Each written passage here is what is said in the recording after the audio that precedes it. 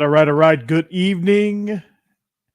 As we record it is a Tuesday evening, but by the time you see this, it'll be good morning. Happy Wednesday morning, hump day. Welcome into the Believe in Georgia Dogs podcast on the Believe Network. Joining me is Mr. Birthday Boy himself, celebrated his birthday in Athens, future head coach of the Tift County Blue Devils. I'm going to make it happen for you. It's Israel Troop, man. What's up? Yeah, speak it into existence, baby. You just never know what might happen. Oh yeah, absolutely. You're the man. You're the man for the job, man. Especially if you get 2 rings, they can't deny you at that point. I appreciate it. Well, there's 3. Got 3 of those bad boys. Well, 2 of them as a coordinator. That's true. That is true. 2 of them as a coordinator. The other one was as an assistant, which I mean, it's just as important. But when you're looking at head coaching candidacy, those 2 as a coordinator will carry quite a bit. It's very true. You know, we live in this land of quote unquote proven, coaches these days. So whatever that means to whoever that means it to. So. Yeah, it only helps. I don't necessarily agree with it because I think your merits are your merits and your knowledge is your knowledge, and how you deal with people is really what this thing's all about. Absolutely. You can know all the scheme in the world, but if you can't relate to people, then it doesn't really matter. There you go.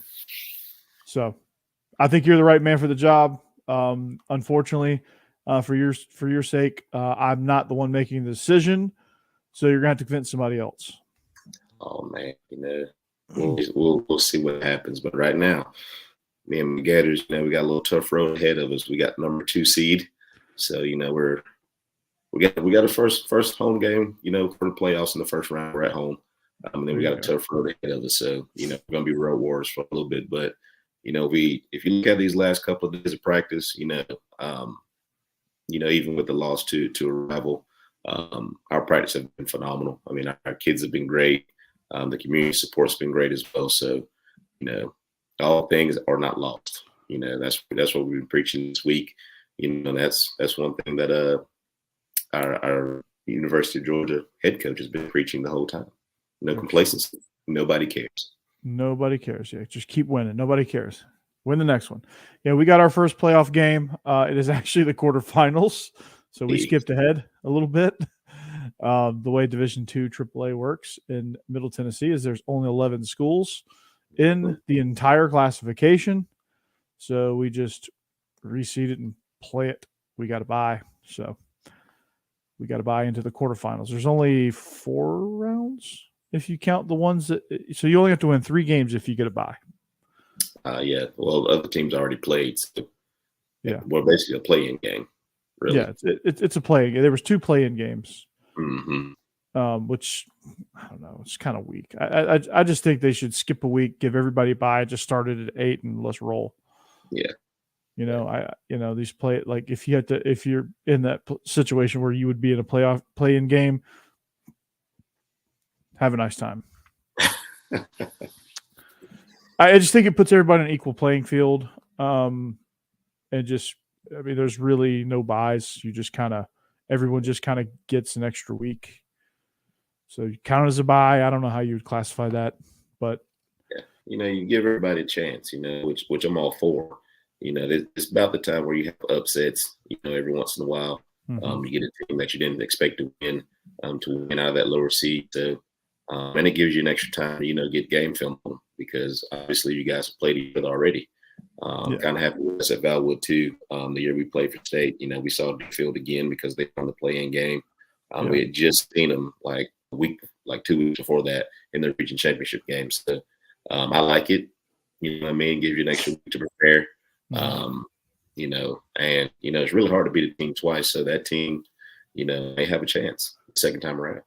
Yeah, unfortunately for us, that's a scenario that we have to contend with because we beat this team in week 2, and the great thing about our situation is we have the pool, the Hubble pool, where our entire league is in the same pool. So we got, and all games we get sideline and end zone copy of the games.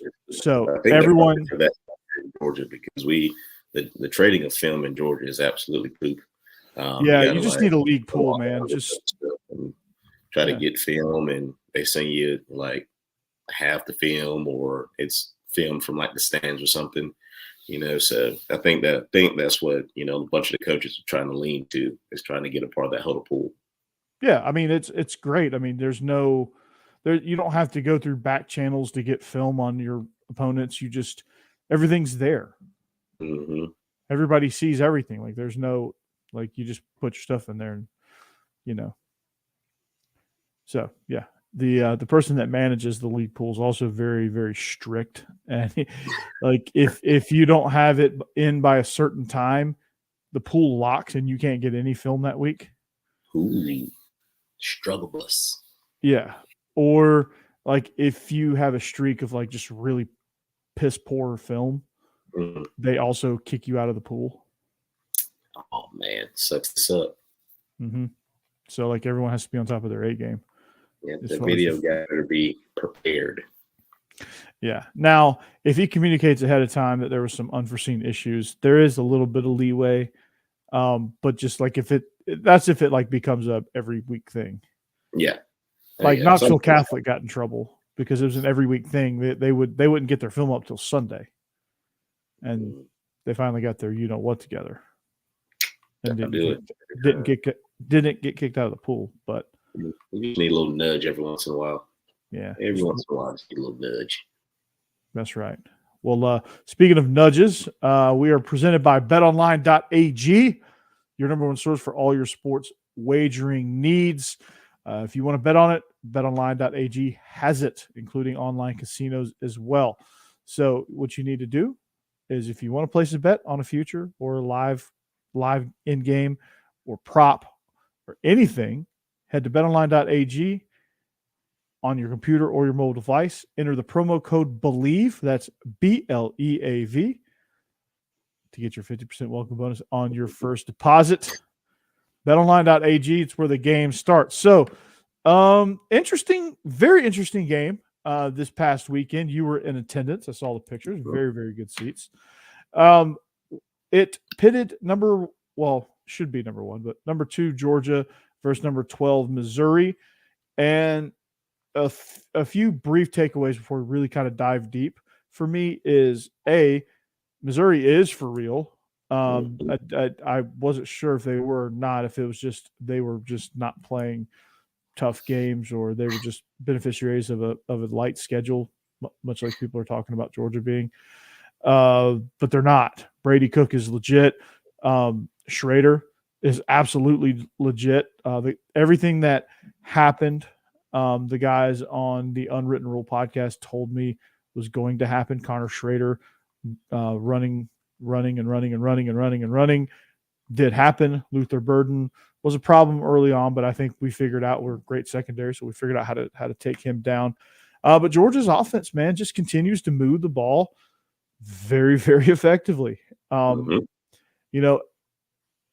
You take away a few handfuls of Carson Beck getting hit or getting sacked and getting taken to the ground by a very good defensive line. I thought this offense was absolutely brilliant. And we'll start there, man. Like, from your seats, like what did you see offensively that we did very, very well? I think we stuck to the game plan. That's one thing that I noticed that Missouri did as well. They didn't panic. They just kind of stuck to their guns. Coach Moore from Missouri, their offensive coordinator, did a really good job scouting us. He kind of knew where we were deficient at. He took a really good advantage of our zone coverage, which for some reason we're still not very good at.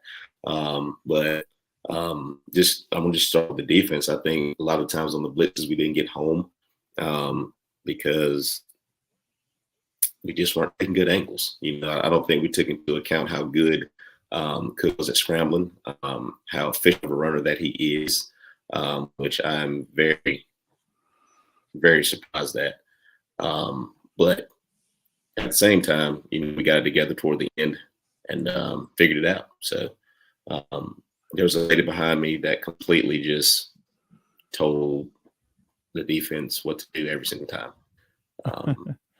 So she was really, really loud and kind of obnoxious. Did it include tackle him? No, she wanted the defense to have a shadow for the quarterback, which for some reason, you can't have a shadow if you're blitzing. Yeah. last I heard. Well, when you become the head coach at Tift County High School, I know your first hire is right. Not that lady. Trust me, not the lady. No, she had such good advice, though. No, she was awful. She had such good advice. Well, and what makes it so bad, there was a kid from Cedartown.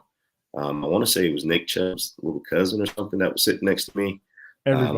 Everybody's Nick Chubb's cousin in that town. And I had to make sure I reiterate that all Georgia fans don't act like that, buddy. So, yeah, I know she's being a little aggressive at this particular moment, but not all of them are like that. Yeah, it's bad. Like, and it's never the alumni, or I don't say never such an absolute word. It's rarely somebody who went to the university. Let's just put it that way. We have our warts, and we have our alumni warts, but for the most part, it's the sidewalk fans, the rednecks that have nothing else except this, and they live and die based on this. Yeah. And they're the ones that are shouting. They're the ones that are screaming, "Run damn ball, Bobo," or every third down we're going to run a draw up the center's butt. That's what you get. And it's not draw, by the way, in case anybody's wondering. There's a thing called zone that we run. That if it's blocked right, it's a beautiful thing. Kendall Milton scored on it. So after she said that Bobo was predictable, like 2 plays before that, Kendall Milton scored on the very same play that she just said that he was predictable. So, you know who else, to give you a baseball example, and since you're not a Braves fan, you might not understand this one. You know who else was predictable? Greg Maddux. Yeah. You still couldn't touch it. You still couldn't hit it. Circle change was deadly, man. Yeah. He goes, I'm going to tell you what I'm going to throw. I'm going to throw an 89-mile-an-hour sinker. And you ain't going to touch it. You ain't even going to swing at it. Mm-hmm. Like it doesn't matter, honestly. You still got to stop it. And stopping Kendall Milton's no easy feat. No. Dejon Edwards, dude, I don't know what happened to him over the offseason. Holy cow, dude. He got some sort of burst that I've never seen before. Oh, yeah. He's got the burst that, I remember seeing when he was in high school. He never gets it clean. He's always wiggling through and things like that. So, he had a great game. Seeing Ladd McConkey come out and do what he did. Oscar Dell had a great game as well. And, for the most part, I think the offense was very efficient. You wish we'd have scored a couple more touchdowns in situations? Absolutely. There was one where Brock, he was throwing the rah-rah, but Lovett was wide open right in front of him as well. So it's just one of those things that you miss every once in a while. But other than that, I think the offense was very efficient. I think they stuck to the game plan. And, we put points on the board. The biggest thing that you want to end with on an offense possession is with a kick. It's a field goal or punt. Yeah, exactly. Or PAT, which is the same thing. Absolutely. So, yeah, I think I agree with you. There's some, if you really broke down the film, and I'm sure Coach Bobo and offensive staff are probably working with Carson Beck and saying, okay, you missed this one, you missed that one. I don't pretend to know what the primary read is on every single concept, but I thought Carson Beck was pretty dialed in. I thought he had a really, really good game. I thought the protection was on point. I thought the run blocking was really good at times. Still wish we'd be a little more consistent with that, but I can't complain too much on that. Yeah. But, if I had to gripe about something, if I had to nitpick, because we're coaches and we do that, I would say just be a little more consistent on the run blocking. I thought we spread it out very, very well. Not only to Ladd McConkey, Ra Thomas, Dominic Lovett, Oscar Delp, and the 2 backs. I thought we, Rosemy Jaxon. I thought we spread it around very, very well, and I thought we were effective and efficient there too. And so, absolutely, Brock using his legs in a couple of situations to get out of the pressure situation, and people forget how good Missouri is now. People forget that a game last year, last two games a couple years ago, Missouri was a tough team. I think Coach Drinker was doing a phenomenal job with the group. Out of all the teams, on the backside of the schedule, I think Missouri's the one team that scared me the most, simply because they've had our number the last couple of years. So for them to come into Athens the way they did, the stadium was beautiful. It was a rout for us to come out with a victory, and our defense stepped the way they did. Was a beautiful thing to watch. I think it was Stackhouse getting the interception and rolling down the sideline. Oh God, rumbling! You should have heard the stadium go wild as soon as he started running. Yeah, I hate we got that penalty though. Yeah, and those refs were they were something. They were something else. Let me ask you about this. Let me ask you something, and I'll tell you how we do it in Tennessee. The TSSAA officials call it this way. I'm going to ask you first before I tell you. The GHSA officials, how do they treat pass interference? It's very rare that you get one now. It has to be pretty much a blatant pass interference for you to get it. A lot of times, even as a receiver, there's a lot of times where I don't think it's pass interference, but they call it. And when I do think it's pass interference, they will call it.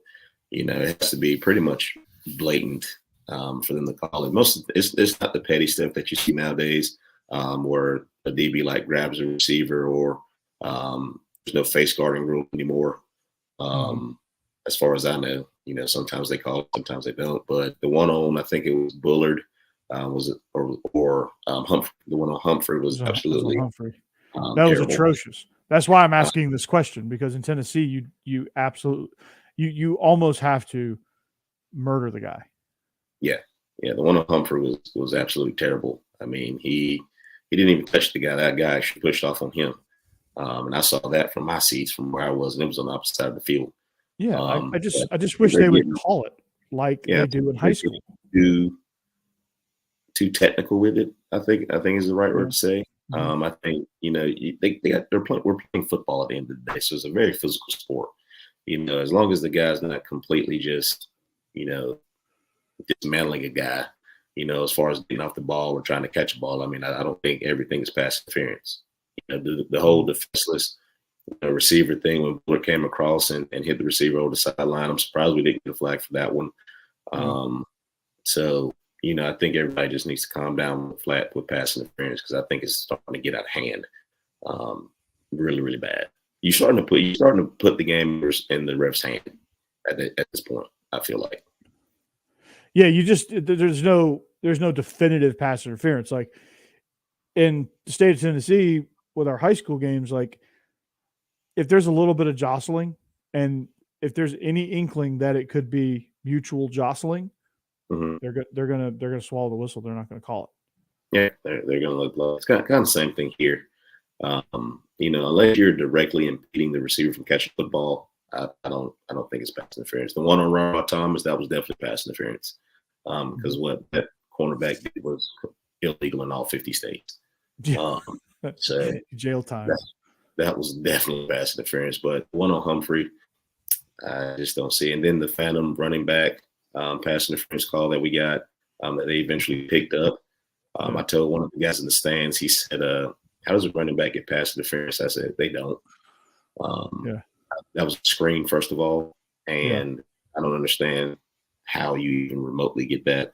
I know Gene Stessator tried to explain it, but it still doesn't make sense because it's a screen. He was struggling with that one. I think he was trying to make up for his boys. I said what's probably going to happen is that they're going to pick his flag up and the penalty, and they did. Yeah, good call. Because it's a running back screen, and even if you're throwing it away, I mean, one, he was out the pocket, and two, there's a receiver in the vicinity. Mm-hmm. So it's nothing. It's a no call. It's a screen. You know what I mean? So those can be behind the line of scrimmage. Those can be at the line of scrimmage, beyond the line. I mean, it's a screen. Yes. It was a very, very weird situation. I had to double take to the TV. I was like, wait a second. Yeah, What? the whole stadium was confused on how you get running pass interference, especially when they call number 30. I was like, how did Jaxon get a pass interference call on the screen that he was catching? Yeah, and I'm confused on the block in the back call. Like, did Smileman hit a guy in the back on the interception? I'm not real sure that he did. Because I'm still trying to figure out where that penalty came from. Because we went from being on 3 to them to it being a spot foul, which the spot was not even right when they threw the flag. Yeah, Well, we should have never been in minus territory. It was everything happened on the plus side, and even with the block in the back penalty, it still would have kept us in plus territory, I believe. Yeah, I'm still confused. I rewatched the game last night, and I still couldn't find what happened in that play. Whatever. We came out with a win. I'm very, very thankful for that. But let's put a bow on that. Let's talk about Ole Miss. All right. Let's start on the defensive side of the ball because that's going to be the biggest question mark here. Jaxon Dart, they come in with a highly potent offense. I'm going to go on Locked on Ole Miss this week and talk about the game. But defensively, I mean, honestly, you have Jaxon Dart and Quinshon Judkins. Those are the two you need to stop. And with the interior defensive line that we have, they're playing some great football at times. And then they're playing some very head-scratching, confusing football at other times. And game to game, you don't know what percentage you're going to get the great plays versus the head-scratchers. And that's the most concerning part about me because Connor Schrader had a really good day running. And Quinshon Judkins is better than Connor Schrader. And Jaxon Dart is better than Brady Cook. The receivers are just a lot. They don't have a Luther Burden, but when you have Jaxon Dart at quarterback, it doesn't really matter. So it's a high-powered offense. Lane Kiffin's done a tremendous job there. What's the game plan to stop Ole Miss's offense? Well, I think it's going to have to be a lot of communication. I think a lot of times Missouri caught us with our pants down. You know, they did a great job of scouting us. They did a great job of running to the bubble, as I would say. You know, they would always run to a point where we never had an edge setter, or if somebody was coming to set the edge, it was a DB. You know, so I think at some point we had to get in. You know, I know we're an odd defense, but at some point I think you got to go either bear or bring another defensive lineman in to kind of set that edge instead of having like Tyke Smith or Buller coming down to try to take on a 250-pound tight end. Because, you know, Ole Miss has a really good one as well. Loves to block and you can catch the ball. So at this point, I think it's to the point to where, all right, guys, we're basically in this game, we're getting ready to play Alabama in SEC championship game. So we know what Jalen Miro can do. We know what Jaxon Dart can do. So basically our game plan needs to be very, very similar to what we're going to do to Alabama this week on this game, in my opinion. Does that mean shadow the quarterback? I don't think you shadow that guy. You know what I mean? But I think we got to just take better angles. You know, I saw a couple of blitzes. You know, we're just not keeping contained. One thing about Jalen Miro and Jaxon Dart, they're both really good runners. If we think that Cook got out and can run down the sideline, those guys are going to score touchdowns. So it's very, very important that we have gap integrity. I don't think you have to put a spy on anybody. I just think you just got to keep contained, play and have gap integrity. You know what I mean? Make sure you take care of your job. There's a lot of times where we were stunting and stuff and guys were getting out of the gaps, you know, which was fine. But at the same time, if you have to get to the quarterback, you know, Jaxon Dart is very, very dangerous with his arm and his legs. So, and we got to be very, very disciplined on the back end, you know, on the hit that Bullard had, you know, Kamara Lester, I don't know if he was playing read or he was playing two sync. Don't really know what was going on. It had very 2nd and 26 nightmares for a second there. You know, it's one of those deals where I think he thought he had safety help, but he didn't, you know. So we got to figure those things out going into this week. And everybody just got to be, you know, in tune to the details. Making sure you read your keys because we all know Lane Kiffin is an offensive guru. say what you want to, Alabama's still running his offense from when he got there. And just be smart. No dumb penalties. Hopefully, Demis Johnson is able to go this week. But that shoulder did not look good when he came off the field on Saturday. No, not at all. And yeah, it's going to be interesting. I think to further your point about gap integrity, I think the times that we did get home with stunts or blitzes, guys were not showing up under control, and Cook would just sidestep and go. I think if you're going to have to be a little bit more controlled with your blitzes. So like when you get home, you're going to have to break down and kind of try to contain him and try to force him to slow down and then keep closing the gap and then accelerate through contact, which if we can do that, I think we're in good shape. We did that with Bryce Young. When we blitzed him in the national championship game. We were able, versus the SEC championship that year, we weren't able to contain him. We ran by him. We did flybys and things like that out of control. He ran for 1,000,000 yards. In the national championship, we get home, we close in the pocket on him, and that's all she wrote. So if we can do that, I think we'll be in good shape. I think limiting Quinshon Judkins from getting downhill, make him jump cut and go to a second read on some of these inside zone plays where his aiming point is not open and he has to jump cut to the B gap or C gap. If we can make him jump cut and space him out, we have a better chance because we can recover on the perimeter. And then on the back end, I think you go man. I think you go man most of the time. We're good at that. And you just send some heat, and then give some man looks and send not so much heat, just to kind of give the illusion that we're going to send some heat and just communicate on the front seven, make sure guys are gapping, gap sound. And then on the back end, if you do play some zone, you've got to get way better. You got to find something that you're good at. I think maybe those guys get lost in the minutia of all these coverages and coverage adjustments sometimes. Like you get cover 1, cover 2, cover 3, cover 4, cover 0, cover 6, cover 7, cover 8, cover 9, cover 32, cover 3 cloud, cover 4 box, match 6, 7 read, cover 3 spin, roll, twist, invert. I don't even use all coverages, especially when I do breakdowns either. No, there's one safety or 2 safeties, one of the 2. Yeah. I mean, you probably it's probably an actual list of coverages. Like there's a school right down the road that uses I think they have 12 coverages. 12's and 9 of them are zones. Yeah. I think we get in trouble a lot on these zone blitzes. I think if you watch us, that's where we get in trouble because somebody's leaving and somebody's not taking their spot. Right. That's exactly after watching it and kind of seeing the moving parts. When we rush 3 or 4 and we just play zone, we're really good at it. When we play man, even when we blitz, we're really good at it. When we try to zone blitz, I think just people get lost. You know what I mean? And that, like I said, it just goes back to communication of knowing exactly where you are, where you're supposed to be at that particular time.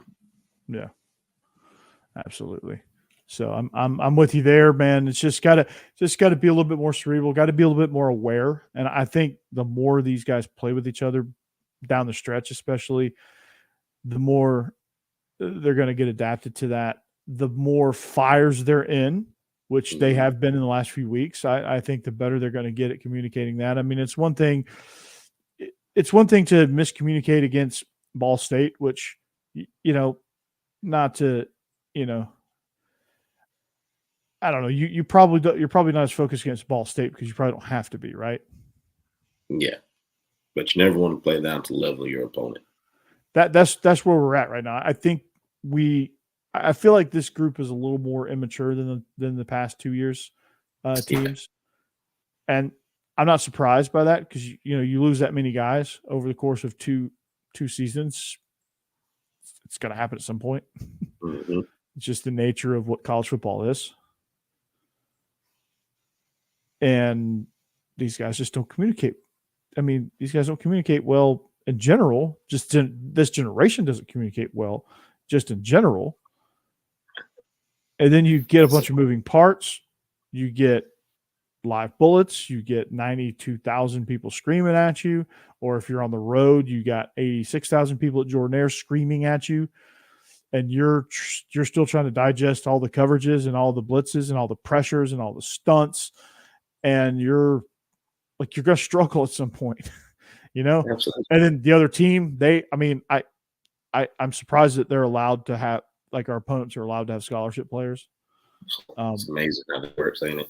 Yeah, I mean, they give scholarships too, so like they're gonna make a few plays even if you play things perfectly. And you factor all that in, and you get what you've gotten so far. And if you look at college football as a whole, that's what you've gotten. Like, there's no dominant team. Like, Ohio State's not really dominant. Like, Georgia hasn't been dominant. Nah. But we've been effective. Like, we keep winning.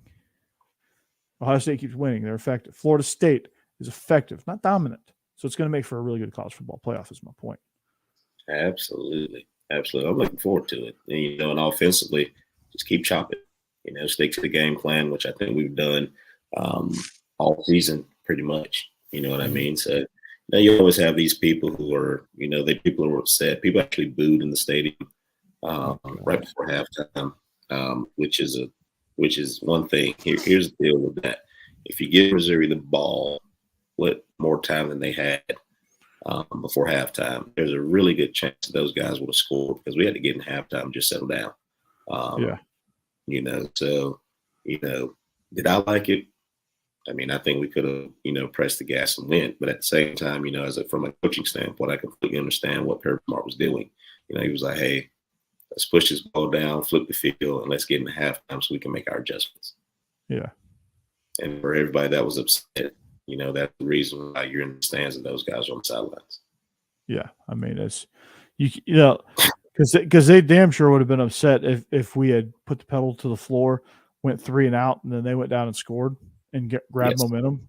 That would have been a tough uphill climb because they were playing really well at that point, and we were kind of reeling a little bit, not like too bad, but like had they had any sort of points there or any sort of opportunity to score some points, might be a different story. Like we may have like they get the ball after halftime, they would have scored and would have gotten the ball after halftime. Yeah, and so probably with momentum would have scored again. Yeah, I've learned that Kirby Smart does actually know what he's doing. He's won a few ball games. So I figure in the sport of football, 26 now, I think. Oh, 26 in a row. 26 in a row. Longest in the SEC. Undefeated at home. I mean, I think if there's anybody that knows what they're doing, I think it's that guy. I'm gonna trust him. Kirby, I trust. And Kirby, I trust. Like I trust him. Especially like if you don't trust him after the South Carolina game where he said, "Hey, we're going to get the ball 5 times. We're going to score on 4." Like if you don't trust him after that, when that happened, that man basically told you exactly what we were going to do when we did it, like to a T. And we even like went one better by not giving up a score because he said we were going to give up one, and we didn't. So, yeah, Ole Miss, stick to the game plan. Offensively, you've been spreading it around to all your weapons, so it's like they can't really key in on anybody. Like if they load the box, they're going to get McConkeyed. If they don't load the box, they're going to get a heavy dose of Dejan and Kendall Milton. If they try to play balanced, like we're going to find the middle of the field, like we've done with Oscar Delp. Like I don't know that they play the middle of the field terribly well, but we just kind of have to just get in rhythm, stay in rhythm, get points when we can, flip field, make them earn every yard, and just go. Don't do anything catastrophic, and you will win this game. And people forget that Ole Miss's defense coordinator was at Alabama, so we played them quite a few times in the last couple of years. So that defense looks real familiar on that end. Yeah, we've played against it before, and it looks real familiar, and it's not the same personnel. You don't have Dallas Turner and Will Anderson coming at you. Guys. You don't have the Kool-Aid McKintry's in the secondary and Patrick Surtain Jr. back there, Brian Branch. Like, you don't have those guys, all those first rounders at Ole Miss. He has some good defensive players. I don't want to take anything away from Ole Miss, but yeah. So stick to the game plan, man. Just stick to the game plan, and everything will be just fine. Everything will be just fine. So, last thing before we get out of here, have you kept an eye on basketball lately? I have. Have you peeked at it? Little. I haven't peeked at it. I've seen we got some dudes coming in. I think we scrimmaged the other day, something like that. I saw. I think we scrimmaged a couple days ago. We got Dominique's son. That's awesome. The little human highlight film reel. Keeping Georgia talent in Georgia, man. That's all you got to do. And we're in it for like another top 100 player from IMG. We're Mike White is actually rolling. Look, man, all you needed was a breath of fresh air, over there in the Coliseum. You know what I mean? And and you got a guy who's coming in who recruited, who has been in the Atlanta area, which at the end of the day, all right, everybody's going to come through the Atlanta area. All this AAU stuff and things like that between Atlanta and Dallas, Texas, all up through there. You know what I mean? That's where the big AAU tournaments are. And then building those relationships, as you go along, as you're recruiting, as those guys are coming up through school is very, very important. Not only that, but, hitting transfer portal, getting the right guys in that fit what you want to do with your team is very, very important. Because I think the last couple of years we brought guys in that we thought could just help. It didn't fit the actual scheme of what we wanted. But I think now they're actually doing their due diligence and actually, screening these guys when they come in. Is this guy the right fit? And for the first time since I think I was in school, I think I'm actually looking forward to basketball season a little bit. Yeah, we're going to be pretty good. I might actually watch more than a few games because, we've been abysmal. And you know this. We've been abysmal for years. We've been abysmal. Mm-hmm. And abysmal in every which way you could be abysmal in. Like last year, we had 0 interior game. It was just chuck threes up, and it was like a shoot around. Yeah. And we were so depleted. So I don't really blame Mike White for that. And knowing how he's recruiting, I'm certainly not going to blame him for that because now he has a fair shot to get some people in. Now, once he gets these people in, then we can make proper judgment if he doesn't get it done. But as of right now, he's on trend with Georgia athletics at this point. So I'm very excited. Josh Brooks ain't playing, man. Standard is the standard. And that goes for every sport. Shout out to our soccer team for winning the SEC champs. Yeah. Love it, man. Yeah. First time, I think it says first time in history that's happened.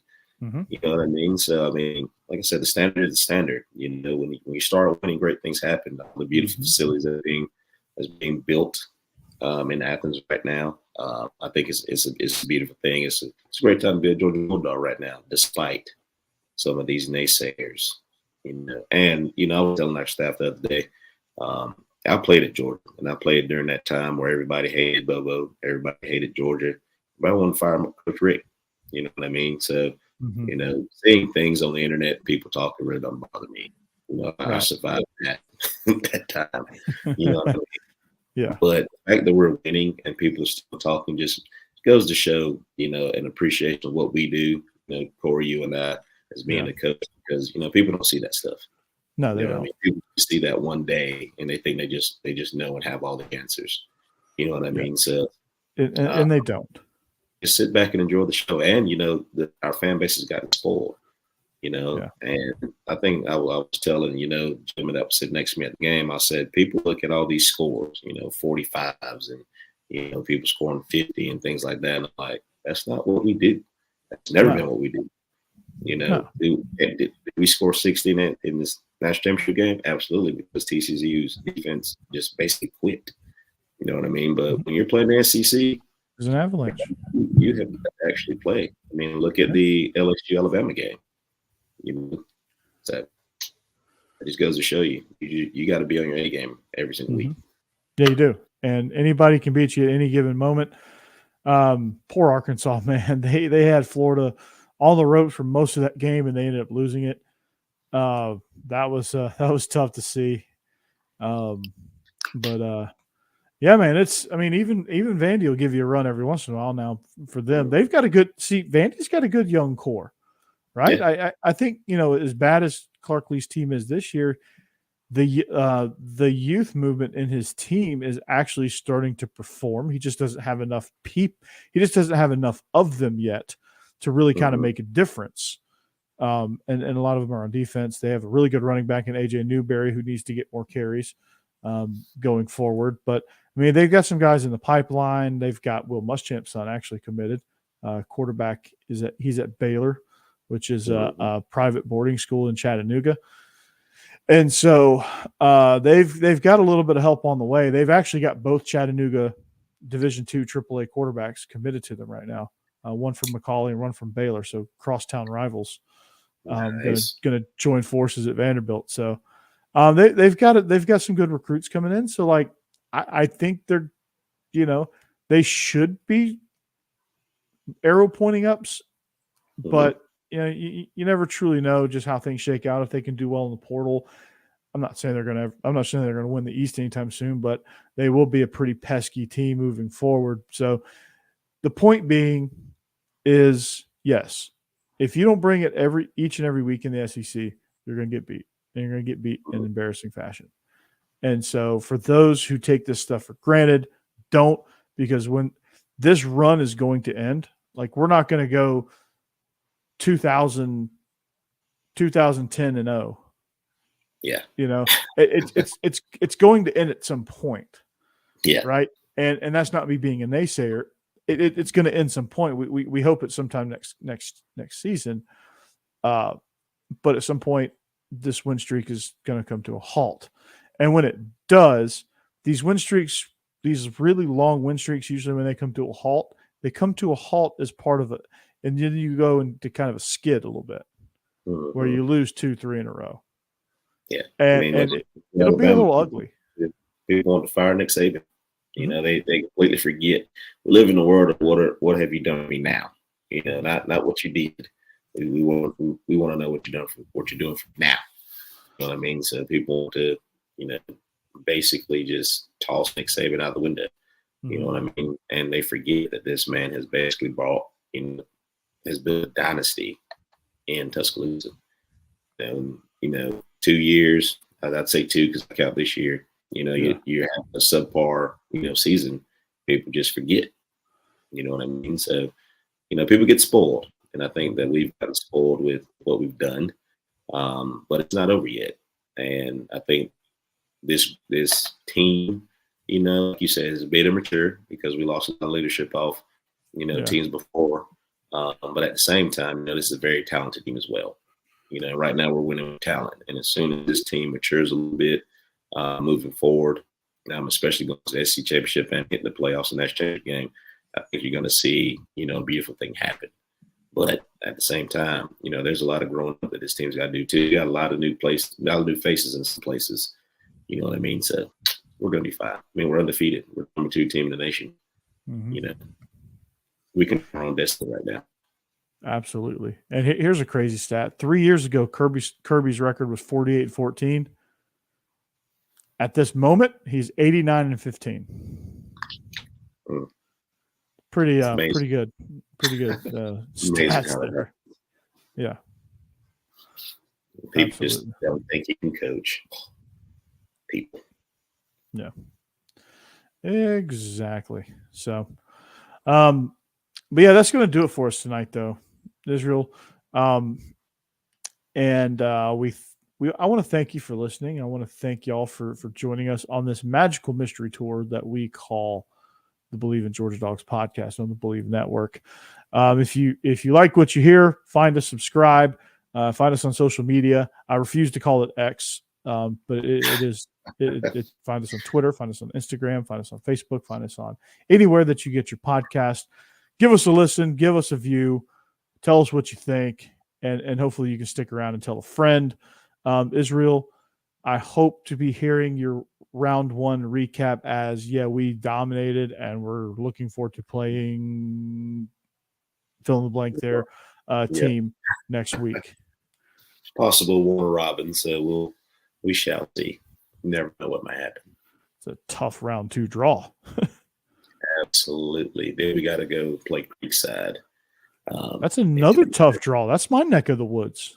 If the chips fall as they may. So Jeez. we are definitely road warriors. Let's just say that.